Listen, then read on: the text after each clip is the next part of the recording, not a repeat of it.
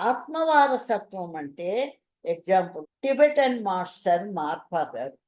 కొడుకు ఉన్నాడు, ఫ్యామిలీ ఉంది. మళ్ళీ ముఖ్యమైన శిష్యులు ఎంతో మంది ఉన్నారు. కానీ మార్పా గారు వెళ్ళిపోతూ చివరికి ఏం చెప్పారంటే, "నా ఆత్మ యొక్క వారసుడు మిలారేపా మాత్రమే."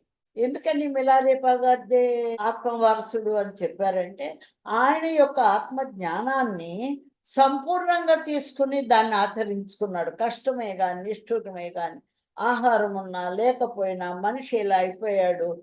పసరిక పావులాగా ఆకులు తిని, అన్నీ గురువు చెప్పినయి అన్నీ ఆచరించుకుని ఉన్నాడు కాబట్టి, రాబోయే తరంలో అద్భుతమైనటువంటియి ఆయన ఇవ్వగలడు కాబట్టి, ఆయన యొక్క ఆత్మస్థితిని గమనించి ఆయన ఆత్మ వారసుడు అని చెప్పారు. భౌతికమైన వారసులు వేరు, ఆత్మ వారసులు వేరు.